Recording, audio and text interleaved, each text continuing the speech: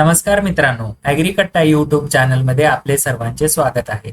मित्रांनो, दिनांक 29/7/2024 म्हणजे आज जो पेसा क्षेत्रामधील ग्रामसेवक पदासाठीची परीक्षा झालेली आहे त्यामधील शिफ्ट 1 आणि शिफ्ट 2 म्हणजे पहिली शिफ्ट आणि दुसरी शिफ्ट दोन्ही पेपरमधील तांत्रिक घटक या विषयावरील सर्व प्रश्न आपण आजच्या व्हिडिओमध्ये बघणार आहोत. त्यामुळे व्हिडिओ शेवटपर्यंत बघा आणि चॅनलवर नवीन असताल तर सबस्क्राईब करून ठेवा. चला मग बघूया पहिला प्रश्न. पहिला प्रश्न आहे, कोणत्या फळाला सोरोसिस असे म्हणतात? सोरोसिस. आता फळ जसं दिसतं म्हणजे त्याचा अपीअरन्स जसा आहे त्याला आपण फळाचा प्रकार म्हणतो. कशा पद्धतीचं आहे फळ, तर त्यामध्ये ड्रूप असतं, बेरी असतं, कॅप्सूल असतं, अशा पद्धतीचे 2-4 प्रकार बघायला मिळतात. त्यापैकी सोरोसिस कोणत्या फळाला म्हणतात? तर याचं उत्तर असणार आहे अननस. आणि बाकी सफरचंद, केळ, अननस. आता केळी हे ड्रूप आहे, बेरी आहे की आणखी काही आहे? आपल्याला काय वाटतं कमेंट करून सांगा. तर याचं उत्तर असणार आहे सोरोसिस टाईपचं फ्रूट कोणतं असतं? अननसचं. पुढचा प्रश्न बघा मित्रांनो. आपण प्रश्न आणि उत्तरच बघूया, एक्सप्लेनेशन बघितलं तर व्हिडिओ खूप मोठा होईल. आपल्याला दोन्ही शिफ्टचे प्रश्न या एकाच पीडीएफ मध्ये बघायला मिळणार आहेत आणि तुम्ही पीडीएफ ॲग्रीकट्टा टेलिग्राम चॅनल जॉईन करून डाउनलोड करू शकता. आणि मित्रांनो, लक्षात घ्यायचं आहे की प्रश्न बहुतांश मागील जी जून मधील परीक्षा झालेली आहे त्यामधले बरेच प्रश्न रिपीट होत आहेत. त्यामुळे मागे झालेल्या पेपरच्या पीडीएफ आपण बघून जायचे आहेत. पुढचा प्रश्न, अपेडामध्ये पी चा लॉंग फॉर्म काय आहे? तर मित्रांनो, काय आहे अपेडा? ॲग्रिकल्चरल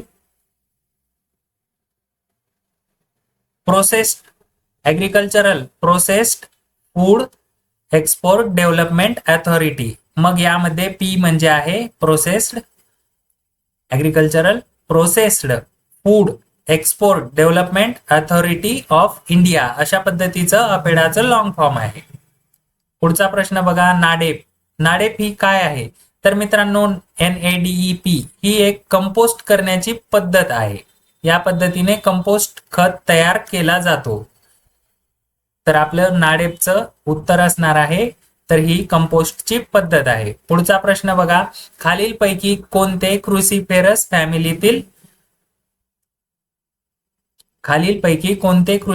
फॅमिलीत येत नाही? ब्रोकोली आहे, कोबी आहे, फ्लावर आहे, भेंडी आहे की मुळा आहे?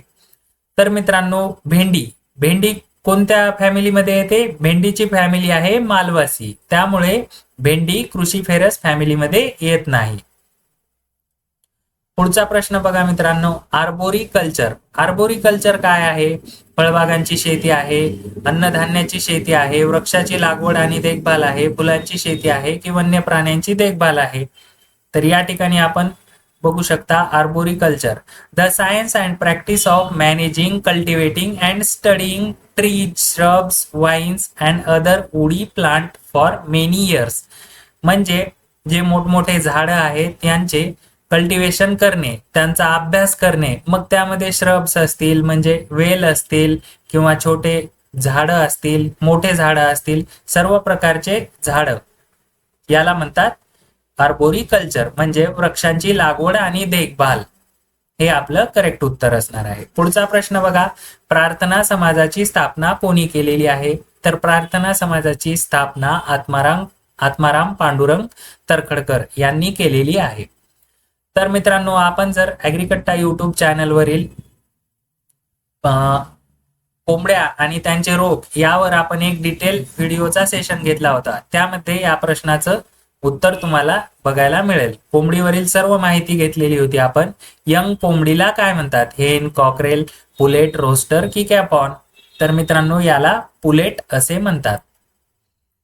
पुढचा प्रश्न बघा, लाळ खुरट्या रोग म्हणजे फूट अँड माउथ डिसीज कशाने होतो? तर फूट अँड माउथ डिसीज हा विषाणूमुळे प्रसार होतो. पुढचा प्रश्न, ॲग्मार्कचे प्रादेशिक कार्यालय कोठे आहे? ॲग्मार्क ही एक एजन्सी आहे, त्याचे प्रादेशिक कार्यालय नागपूर येथे आहे. पुढचा प्रश्न बघा मित्रांनो, जिल्हा परिषदेत जास्तीत जास्त किती सदस्य संख्या असते? मित्रांनो, या प्रश्नाचं उत्तर आपण चेक करायचं आहे. आणि कमेंट करून सांगायचं आहे. या प्रश्नाचं उत्तर आपण बघून घ्यायचं आहे. अटल पेन्शन योजनेत कमीत कमी लाभांश किती असतो? तर याचं उत्तर आहे अटल पेन्शन योजनेत कमीत कमी 1,000 रुपये लाभांश असतो. अटल पेन्शन योजनेत कमीत कमी किती वयाची अट आहे? तर 18 वर्षापासून अटल पेन्शन योजनेचा लाभार्थी बनता येते. कंट्रोल एस ही कमांड कशासाठी वापरली जाते? तर कंट्रोल एस ही कमांड फाईल सेव्ह करण्यासाठी वापरली जाते. पुढचा प्रश्न बघा, कंट्रोल झेड ही कमांड कशासाठी वापरतात? तर एखादी टर्म किंवा आपण टाईप केलेलं जर आपल्याला कॅन्सल करायचं आहे, ती टर्म उडून टाकायची आहे 1 अटेम्प्ट मध्ये, तर आपण त्या ठिकाणी कंट्रोल झेड म्हणजे मागील क्रिया रद्द करण्यासाठी कंट्रोल झेड ही कमांड कम्प्युटरमध्ये वापरतो. न्यूक्लियस सीड कशाची प्रोजेनी आहे? मित्रांनो, मागील व्हिडिओमध्ये देखील सांगितलेला आहे तुम्हाला प्रश्न आलेला.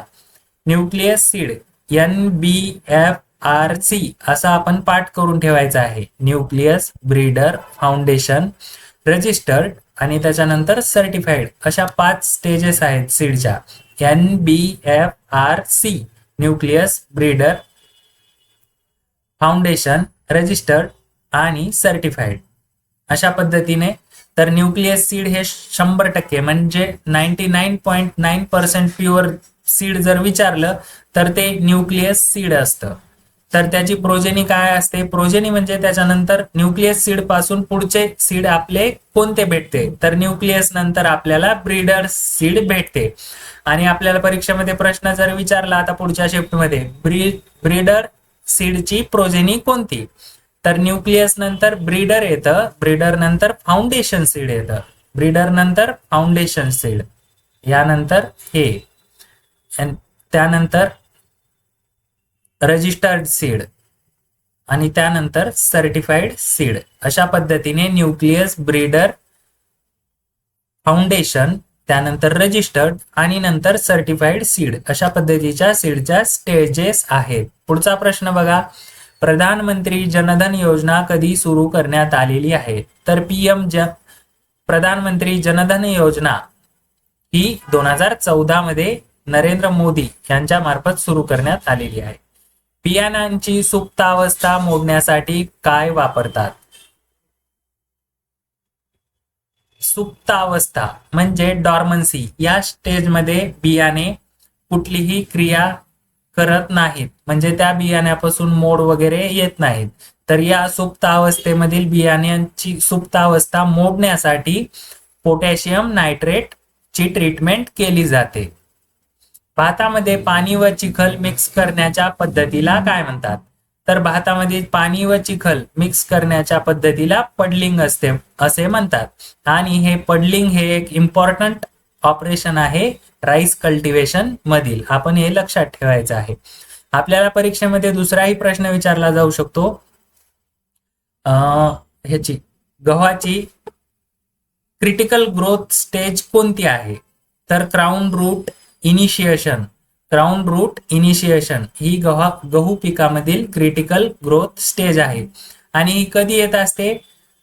14 डे आफ्टर सोईंग, 14 दिवसानंतर. क्रिटिकल ग्रोथ स्टेजेस मध्ये आपल्याला काय करायचं असतं? त्या पिकाला पाणी द्यावं लागत असतं. अशा पद्धतीने आपण लक्षात ठेवायचं आहे क्रिटिकल ग्रोथ स्टेज. पुढचा प्रश्न बघा, क्लोनिंग केलेला प्राणी डॉली कोणत्या प्रकारात येतो? तर जी डॉली ही जात आहे, डॉली ही डेव्हलप केलेल्या प्राण्याचं नाव आहे. हे क्लोनिंग द्वारे केलेलं आहे. तर ते कोणत्या प्राण्यावर क्लोनिंग केलेली आहे? तर याचं उत्तर आहे मेंढी. संगणकाच्या मेमरीचा प्रकार कोणता? तर 2 प्रकारची मेमरी असते, प्रायमरी आणि सेकंडरी. पुढचा प्रश्न बघा, संगणकाला कोणती भाषा समजते? तर संगणकाची भाषा कोणती असते? बायनरी लँग्वेज ही कम्प्युटरची भाषा असते. IPM चा लॉंग फॉर्म काय आहे? Integrated pest management. IPM option C. मित्रांनो, आजचे 29/7/2024 रोजी दुसऱ्या शिफ्ट मध्ये आलेले प्रश्न बघूया. या ठिकाणी बघा, ले फार्मिंग म्हणजे काय विचारलेलं आहे. आपल्याला IBPS पॅटर्न नुसार 5 ऑप्शन बघायला मिळतील. शेत जमिनीचा वापर हिरवळीचे खते उत्पादन करण्यासाठी करणे म्हणजे ले फार्मिंग. तर आता ले फार्मिंग कशी असते, आपण हिरवळीचे खत जमिनीची पोत सुधारण्यासाठी केलेली फार्मिंग ती म्हणजे ले फार्मिंग आपण लक्षात ठेवायचं आहे. टीपीएस तंत्रज्ञान म्हणजे काय आहे, तर मित्रांनो ट्रू पोटॅटो सीड हे टीपीएस चं लॉंग फॉर्म आहे. म्हणजे ट्यूबर पासून डायरेक्ट पोटॅटो तयार करणे, ट्रू पोटॅटो सीड हे आपण लक्षात ठेवायचं आहे. पीडीएमसी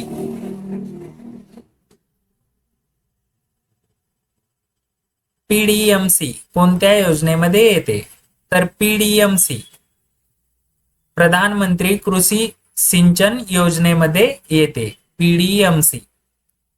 पुढचा प्रश्न बघा, द्राक्ष संशोधन केंद्र कोठे आहे, तर नाशिक येथे द्राक्ष संशोधन केंद्र आहे. आपल्याला परीक्षेमध्ये रिसर्च इन्स्टिट्यूटवर पण प्रश्न बघायला मिळत आहेत.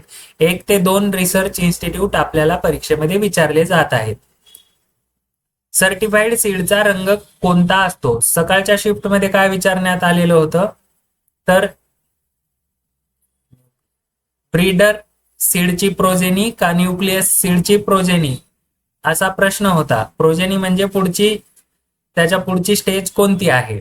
तशाच पद्धतीने सर्टिफाईड सीडचा रंग कोणता असतो. सर्टिफाईड सीड म्हणजे काय मित्रांनो, आपण जे नॉर्मल शेतकरी आहेत, जे शेतकरी आपण पीक पेरणीसाठी जे सीड आणतो ते म्हणजे सर्टिफाईड सीड असतं. आणि त्याचा टॅगचा कलर, टॅगवर संपूर्ण माहिती असते आणि टॅगचा कलर हा निळा असतो. सर्टिफाईड सीड या बॅगचा कलर हा. आर्य समाजाची स्थापना कोणी केलेली आहे, तर मित्रांनो आर्य समाजाची स्थापना स्वामी दयानंद सरस्वती यांनी केलेली आहे. हवा आणि धुक्यात केलेली शेती, तर मित्रांनो ॲक्वाकल्चर म्हणजे पाण्यामध्ये केलेली शेती. हायड्रोपोनिक्स म्हणजे मातीचा वापर न करता पाण्यामध्ये केलेली शेती. एरोपोनिक्स म्हणजे हवेमध्ये केलेली शेती. हवा आणि धुक्यात केलेली शेती म्हणजे आहे एरोपोनिक्स. पुढचा प्रश्न बघा, कॉपी आणि पेस्ट साठी शॉर्टकट की कोणती आहे. मित्रांनो प्रश्न कसा होता हे काही एक्झॅक्ट माहिती नव्हता, त्यामुळे कॉपी आणि पेस्ट दोन्ही एकत्र घेतलेले आहेत. तर याचं उत्तर कंट्रोल सी हे कॉपीसाठी वापरले जातं आणि कंट्रोल व्ही ही कमांड पेस्ट करण्यासाठी वापरली जाते. ग्रामपंचायत सदस्यांची संख्या किती असते, कमीत कमी आणि जास्तीत जास्त. ग्रामपंचायत सदस्यांची संख्या किती असते, कमीत कमी 7 असते आणि जास्तीत जास्त किती असते हे आपण कमेंट करून सांगायचं आहे. हे ऑप्शन चुकीचं आहे.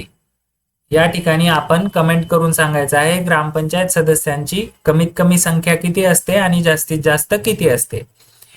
एका आर्थिक वर्षात किती ग्रामसभा घेणे अनिवार्य आहे. मित्रांनो याचं उत्तर आहे 4 ग्रामसभा. म्हणजे प्रत्येक 3 महिन्यामधून 1 ग्रामसभा घेणे अनिवार्य आहे. समुदाय विकास कार्यक्रमाची स्थापना कधी झालेली आहे, कम्युनिटी डेव्हलपमेंट प्रोग्राम. समुदाय म्हणजे कम्युनिटी, विकास म्हणजे डेव्हलपमेंट आणि कार्यक्रमाची स्थापना, कार्यक्रम म्हणजे प्रोग्राम, याची स्थापना कधी झालेली आहे. आपण याचं उत्तर चेक करायचं आहे पुस्तकामध्ये. कचरा व्यवस्थापन कशावर आधारित असते, पुनर्वापर, पुनर्निर्माण, पर्यावरणीय संरक्षण, ऊर्जा बचत की संपूर्ण स्वच्छता. तर कचरा व्यवस्थापन हे कशासाठी करतात, तर कचऱ्याचा पुनर्वापर योग्य रीतीने करण्यासाठी. शेंगवर्गीय पिके कोणत्या कुळात येतात, म्हणजे शेंगवर्गीय पिकांची फॅमिली कोणती असते, तर ती असते ब्रासिकासी. पुढील पैकी म्हशीची जात कोणती नाही, जाफराबादी म्हैस आहे, मुर्रा म्हैस आहे, पंढरपुरी म्हैस आहे, भदावरी म्हैस आहे. तर कांक्रेज ही म्हशीची जात नाहीये.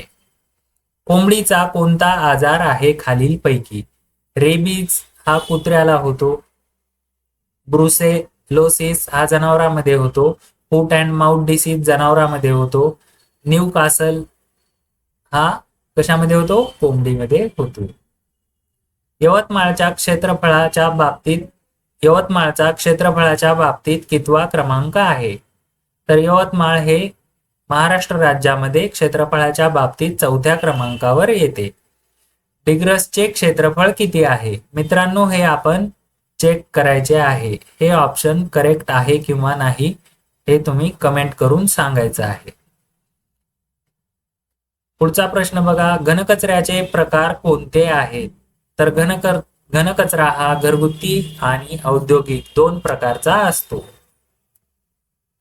मित्रांनो, अशा पद्धतीने आपण 20 पेक्षा अधिक प्रश्न दुसऱ्या शिफ्ट मधील बघितलेले आहेत. आणखी काही प्रश्न मिळाले तर आपण ते संध्याकाळी ऑनलाईन पद्धतीने घेणार आहोत. आपल्याला जर व्हिडिओ आवडला असेल तर लाईक करा आणि आपल्याला एखाद्या प्रश्नावर शंका असेल तर कमेंट करायची आहे आणि काही प्रश्नाचे उत्तर चुकले असतील तर ते आपण दुरुस्त करून घ्यायचे आहेत. आणि आपल्याला या ही पीडीएफ आपल्याला ॲग्रीकट्टा टेलिग्राम चॅनलवर मिळणार आहे. त्यामुळे टेलिग्राम चॅनल जॉईन करून घ्या आणि अशाच नवनवीन व्हिडिओसाठी ॲग्रीकट्टा यूट्यूब चॅनल सबस्क्राईब करून ठेवा. धन्यवाद.